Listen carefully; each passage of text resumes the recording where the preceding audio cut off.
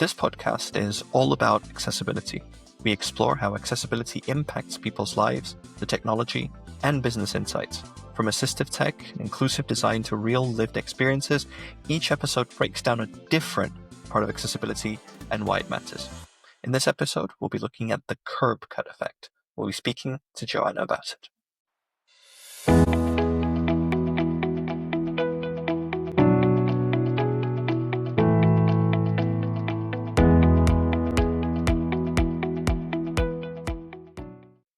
Good morning. Good morning, Joanna. How are you today? I'm good. How are you? I'm good. So today we're going to be talking about the curb cut effect. And it's something that a lot of people in HCI have heard, and perhaps other people have heard. And I certainly have a lot of students asking me about the curb cut effect. It's a very important concept in accessibility, and it's a very important concept also in UX and in human-computer interaction as well that we teach. So I thought it's a good idea if we do a little session just to sort of analyze the curb cut effect, explain what it is so that people know. Very simply, the curb cut effect started from sort of decades ago, where the curbs, and you can tell that it's an American sort of expression, but the curb or the sidewalk or the what else can we pavement? Yeah, pavement. Yeah, it didn't have those sort of rampy looking things, the cuts that they do now. And in the 1970s, this changed, or a little earlier, where they thought, okay, well, we need to do these to be compliant with people with disabilities. So people with wheelchairs couldn't get on and off the sidewalks, the pavements, the curbs.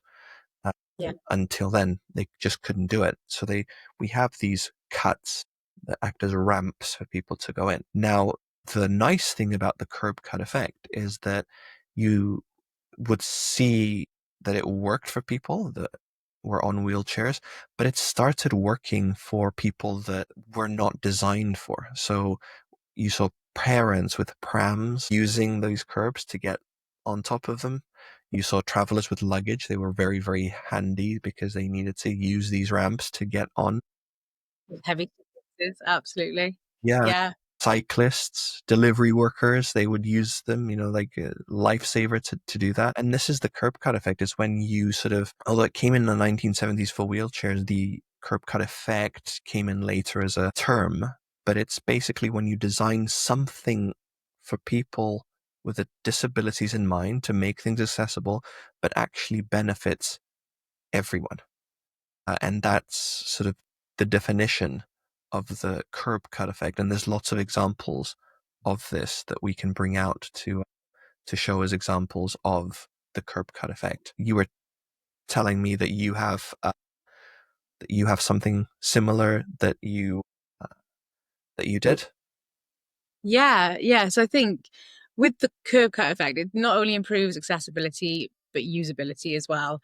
And I think that's one of the things quite often overlooked. So some of the things I've worked on, one that initially comes to mind was I was working at the Office for National Statistics in the UK as part of UK central government at the time. And I was working within our Digital Services and Technology Directorate. And we had a fantastic deputy director, Kynwen, who was responsible for our kind of IT infrastructure for the organisation.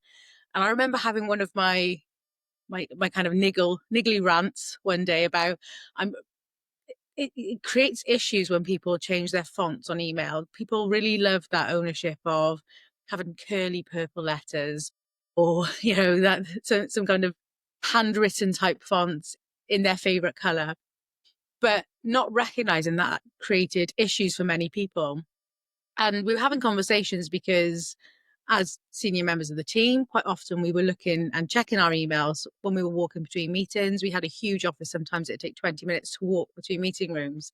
So that was a big time for kind of senior members of staff to check in with their emails. And you couldn't see orange writing in terrible fonts on a screen. You'd have to zoom. It was a really bad user experience. So that was one of the things we were starting to niggle at. But I was also then saying, but we're also not accessible. If we can't see as able-bodied and without any visual impairments, those that do have any visual requirements, aren't accessing that content and are having to put in workarounds or work harder by copying and pasting it into a Word document so they can even access that content in the first place. So we put in a kind of policy for the organization. We just changed it to kind of Arial font 14, size 14, and just put it as default. And what we found is then, and use some internal comms to tackle why we had done that as well. There were a few people who wanted to have a bit more ownership and tweaked it, but we improved the understanding and awareness, and it went from not only making sure that it was accessible to everybody, both inside and outside of the organization when we were sending those email communications then, but also those kind of busy deputy directors walking between meeting rooms checking their emails no longer had to try and zoom or scroll or any of those sorts of things. So it's that it improves the accessibility but also the usability of a product and service. And I've seen it in so many different transformation projects that I've led over the years as well. So we did some work across Wales a few years ago, and it was just on the use of language.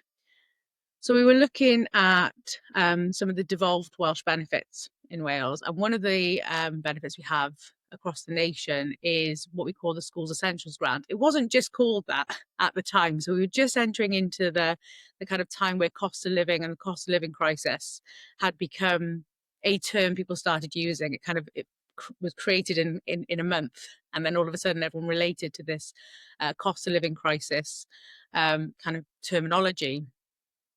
So we started looking at, okay, well, where are the barriers people are having to access support that they're eligible for? And Schools Essentials Grant was one of those. We've got 22 councils in Wales. And as soon as we looked across that digital estate, what we recognised straight away was we're not using the same language. We had things like school uniform grant, school support grant, and there were about 24 varieties across 22 organisations. And then we met with organisations like the Citizens Advice, who give advice to members of the public. And they explained how difficult from a user experience it was to then understand and access the different benefits. And this is a language access.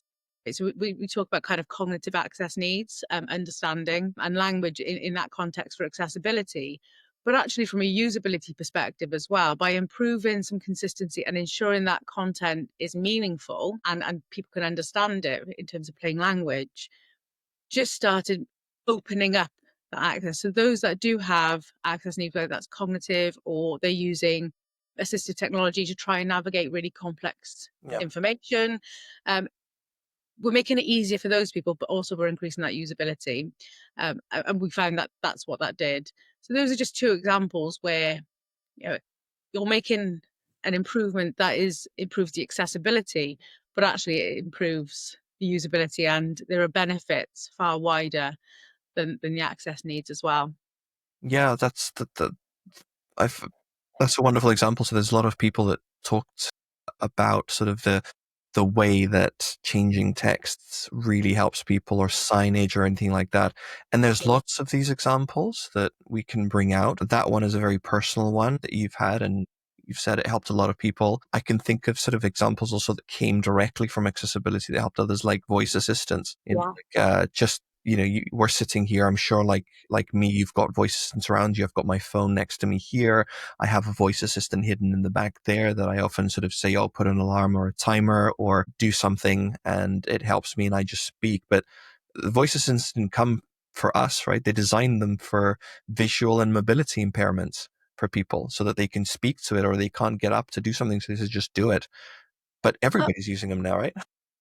100%. I think, having those, they were built for access needs, but now they're household, but they're also underpinning more innovative technology, ambient voice technology, AI scribe tools are based on that technology that was built for accessibility requirements. So it's when you start with inclusion and meeting access needs, you then open up further opportunities You as do, well. yeah. You drive innovation, right? Because Yeah. you have to get that voice right. You've got to get better models. You've got to have better NLP. You've got to have sort of natural language processing algorithms doing a really good job for you to be able to use them. And that kind of drives that innovation thing. And there's lots of these examples.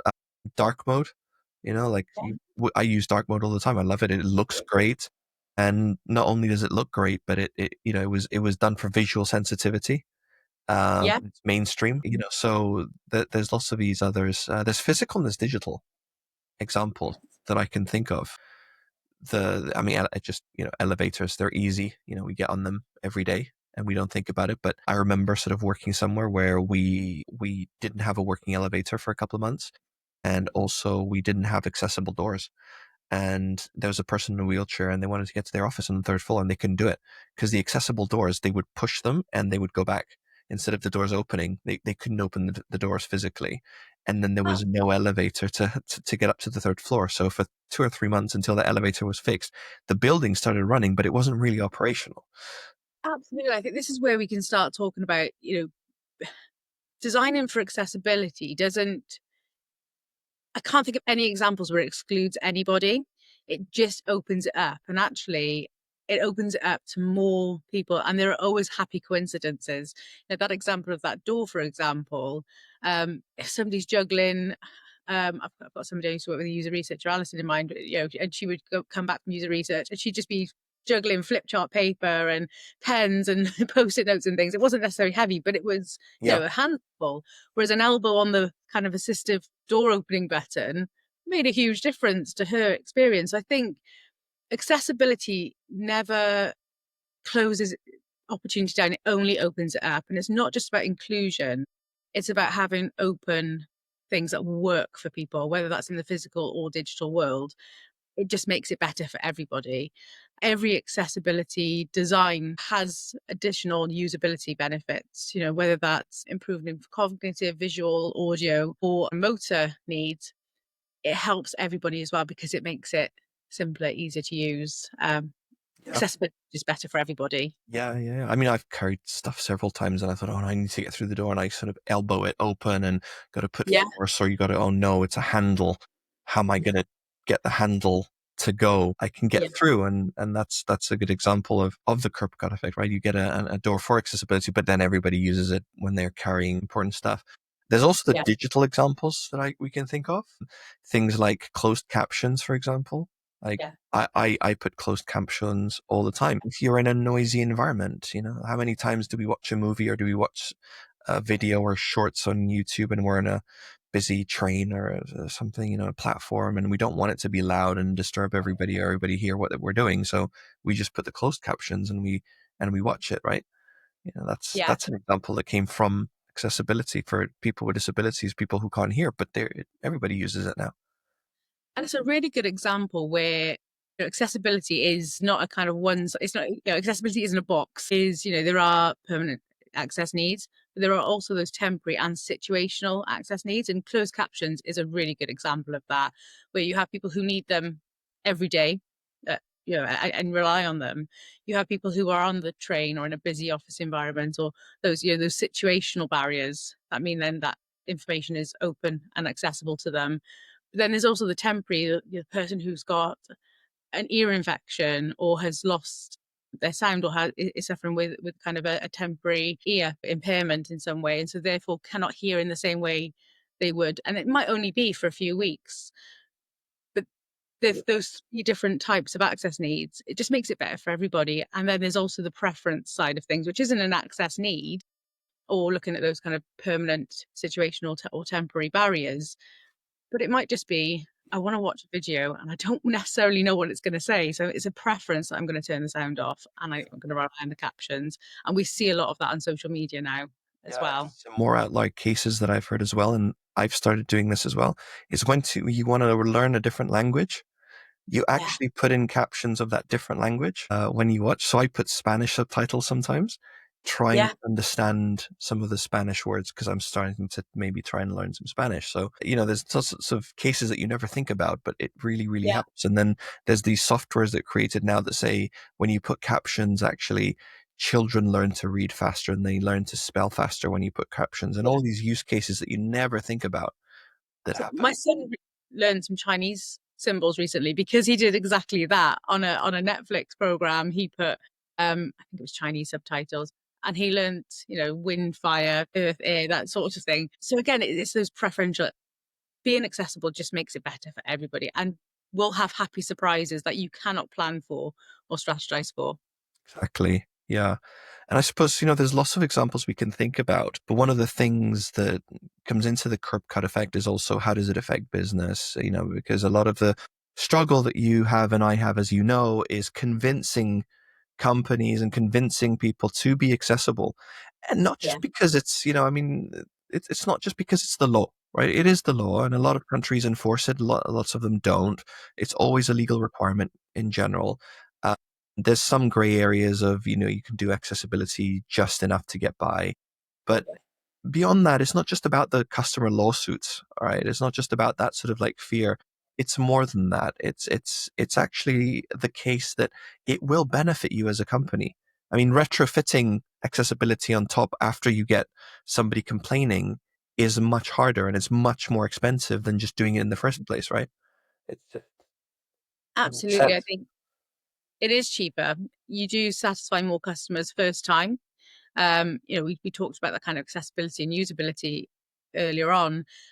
If people can just access those services or products first time, if you're in public sector, it means you're not going to get complaints. If you're in private sector, it means you're going to sell more stuff because people can access it and finish that journey.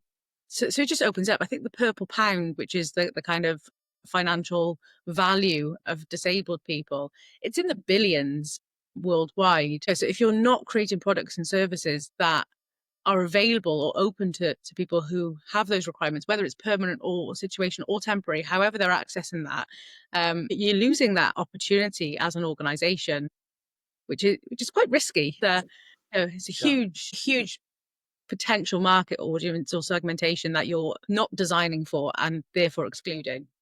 Exactly, yeah, and that bigger market audience, that sort of it helps in societal ways as well.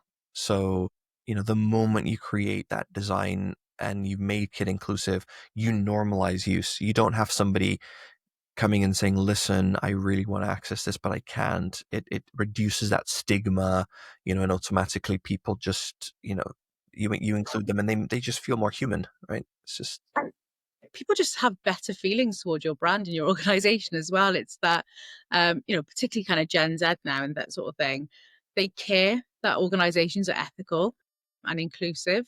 It's going to have a bigger effect in the next 10 years when those people are in the kind of market for job roles. They're going to want to work for companies that respect their customers and have that ethical background. So I think it is that societal aspect of it.